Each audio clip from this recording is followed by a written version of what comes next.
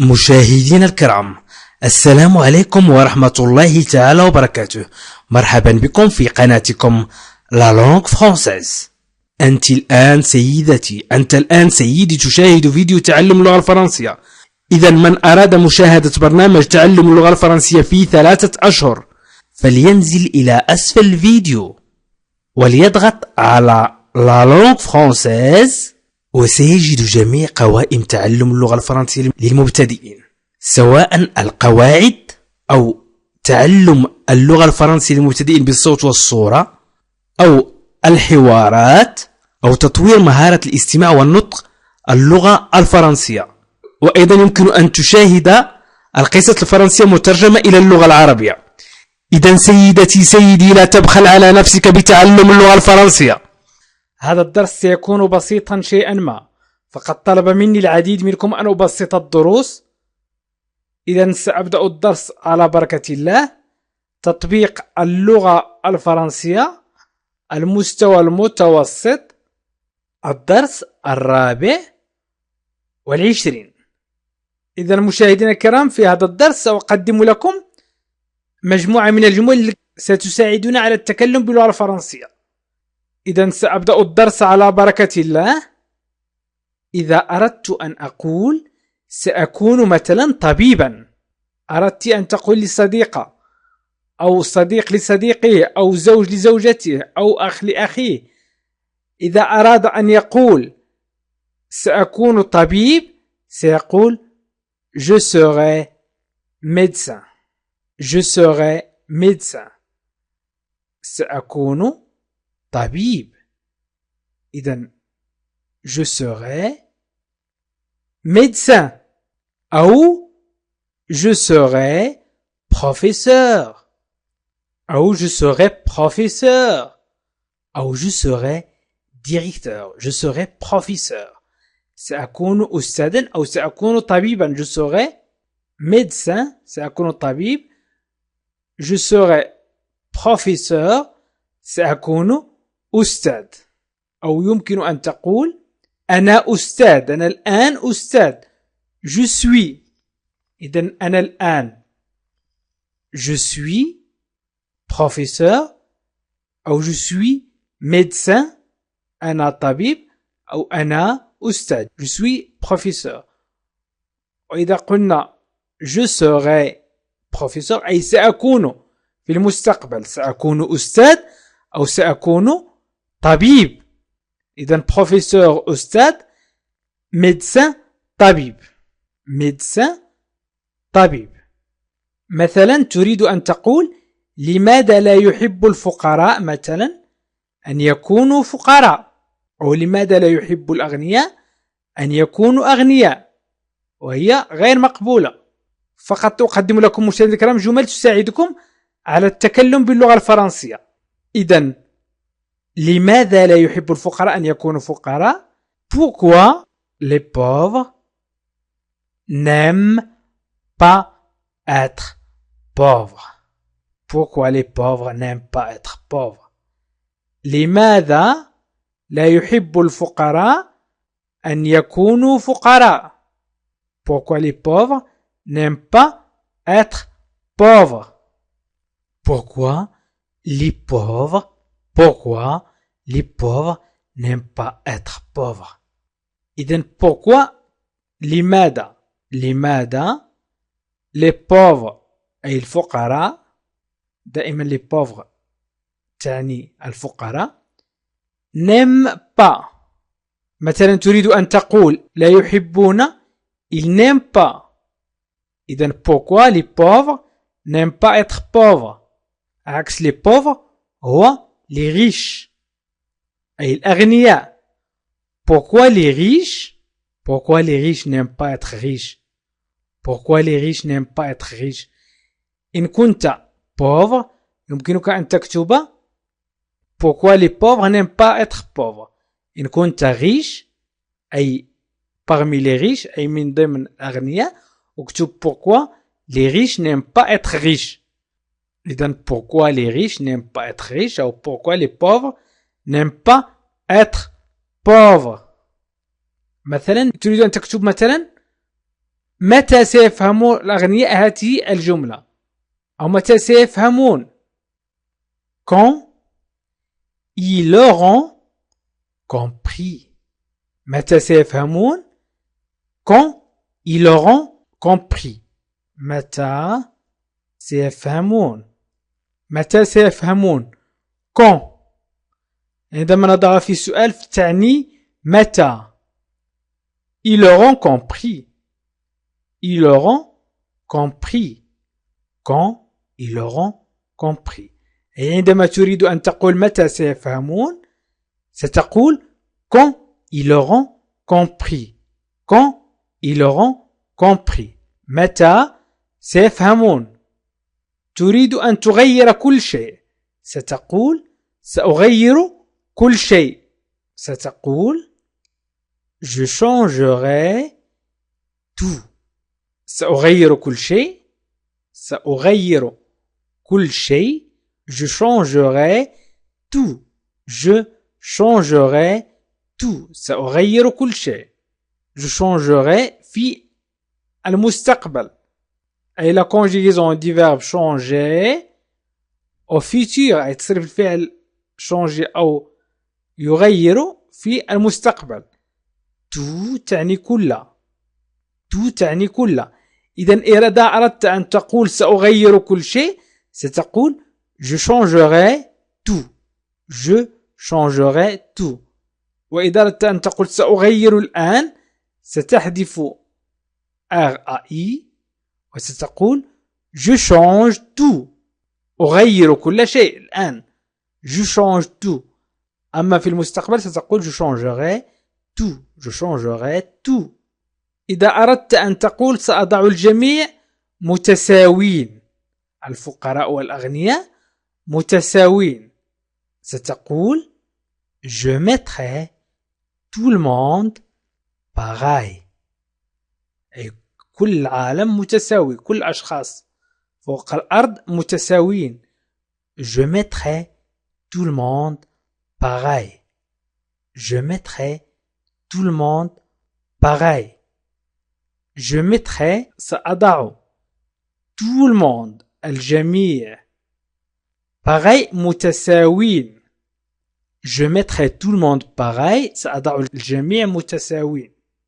je mettrai في المستقبل سأضع الفعل mettre مصرف إلى المستقبل futur.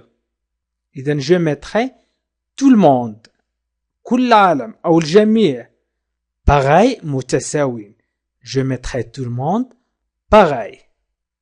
أو يمكن أن نقول على نفس الشاكلة pareil على نفس الشاكلة أو متساوين. وبذلك سيكونون سعيدين. سيكونون سعداء. عفوا سيكونون سعداء. إذا أردت أن تقول سيكونون سعداء ستقول ils seront heureux. ils seront heureux. سيكونون سعداء. ils seront heureux. سيكونون سعداء. je suis heureux. أنا سعيد. tu es heureux أنت سعيد. il est heureux هو سعيد الآن. إذا أردنا أن نقول إنهم سعداء الآن سنقول ils sont heureux أي هم سعداء الآن. ils sont heureux. وإذا أردنا أن نقول سيكونون سعداء سنضيف ER. ils seront heureux. إذن هنا le verbe être au futur. le verbe être au futur. ils seront. je serai, tu seras, il sera, nous serons, vous serez. ils seront heureux أي سعداء. ils sont heureux هم سعداء. ils seront heureux سيكونون سعداء. أو ils seront tout pareil سيكونون كلهم متشابهين أو كلهم متساوين. ils seront tout pareil. ils seront tout pareil. إذن يكونون متشابهين أو عفوا سيكونون في المستقبل سيكونون متشابهين. ils seront tout pareils. Ils seront tous pareils. سيكونون متشابهين. أو يمكن أن نقول ils sont tous pareils. هم متشابهين. هم متشابهين. وإذا قلنا ils sont tous pareils سيكونون متشابهين. إذن ER هي التي تفرق بين المستقبل والحاضر. يمكن أن نقول ils seront tous pareils أو ils sont tous pareils. ويمكن أن نقول وهذه حقيقة أو سنتساءل ما هي الحقيقة. إذا أردت أن تطرح سؤال عن شخص ما وتريد أن تقول له ما هي الحقيقة ستقول c'est quoi la vérité. C'est quoi la vérité. C'est quoi la vérité. C'est quoi la vérité. ما هي الحقيقة. ما هي الحقيقة. C'est quoi la vérité. أي ما هي الحقيقة. C'est quoi la vérité. أو تريد أن تطرح السؤال عن شخص ما وتريد أن تقول له هل سأطرح عليك أسئلة. مثلا الزوج سيقول لزوجته هل سأطرح عليك أسئلة. أو الزوجة ستقول لزوجها هل سأطرح عليك أسئلة. أو الأخ لأخيه أو ما شابه. إذن سيدتي إن كنت تريدون أن تقولوا هل سأطرح عليك أسئلة ستقولون est-ce que je te pose des questions. Est-ce que je te pose des questions. Est-ce que تطرح دائما للسؤال. Est-ce que je te pose des questions. أطرح عليك سؤال. إذن هل سأطرح عليك أسئلة. des questions أسئلة. إذن est-ce que إذا قلنا je pose أطرح. je te pose أطرح عليك. أطرح عليك. je te pose أطرح عليك. إذن يمكن أيضا أن تقول tu me poses. tu me poses. إذن tu me poses avec S. tu me poses أي تطرح علي. tu me poses des questions أسئلة. est-ce que tu me poses des questions. est-ce que tu me poses des questions. هل تطرح عني أسئلة. tu me poses. إذا أردت أن تقول هل أطرح عليك أسئلة ستقول est-ce que je te pose des questions. est-ce que je te pose des questions. est-ce que je te pose des questions. سيقول لك مثلا آخر لماذا لا تطرح الأسئلة أو لماذا لا تسأل أخاك أو والدك أو زوجك أو زوجتك مثلا. لماذا لا تسأل الآخرين. إذن pourquoi tu ne demandes pas مثلا لوالديك à tes parents. لماذا لا تسأل والديك. pourquoi tu ne demandes pas à tes parents. pourquoi tu ne demandes pas à tes parents. لماذا لا تسأل والديك أو لماذا لا تطرح هذه الأسئلة على والديك. إذن pourquoi لماذا. pourquoi. pour تعني لي أو لي أجلي. لي أو لأجلي. quoi تعني ماذا. quoi تعني ماذا. إذن pourquoi تعني لماذا. tu ne demandes pas. tu ne demandes pas. لا تسأل أو لا تطلب. لا تسأل أو لا تطلب. tu ne demandes pas. في اللغة الفرنسية tu ne demandes pas أو tu demandes تسأل أو تطلب. تسأل أو تطلب. tu ne demandes pas à tes parents أو à tes frères. à tes frères. لإخوتك. pourquoi tu ne demandes pas à tes frères. pourquoi tu ne demandes pas à tes frères. أو يمكن أيضا أن نقول aux autres. للآخرين. aux autres. pourquoi tu ne demandes pas aux autres. لماذا لا تطلب للآخرين؟ لماذا لا تسأل الآخرين؟ لماذا لا تطرح الأسئلة على الآخرين؟ إذن pourquoi tu ne demandes pas aux autres؟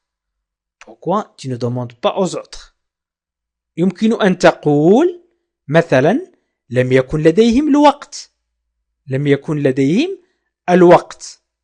pourquoi tu ne demandes pas à tes parents ou aux autres؟ ستقول لم يكن لديهم الوقت.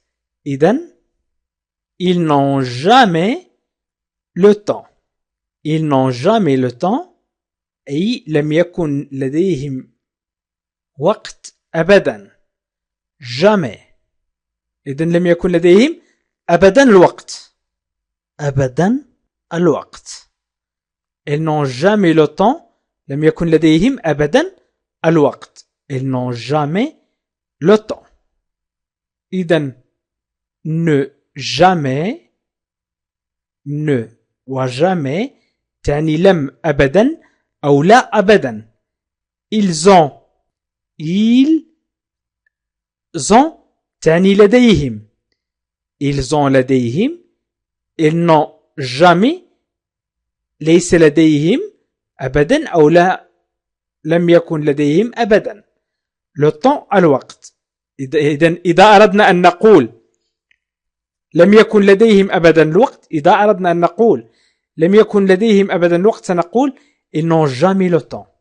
أعيدوا معي ils n'ont jamais le temps. ils n'ont jamais le temps. إذا أردت أن تقول مثلا سأحاول أن أشرح لك. سأحاول أن أشرح لك لماذا طلبت منك السؤال. إذن مثلا إذا كنت تريد أن تقول سأحاول أن أشرح لك ستقول je vais essayer de t'expliquer.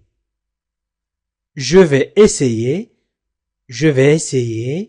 de t'expliquer. je vais essayer de t'expliquer. سأحاول أن أشرح لك. je vais essayer سأحاول de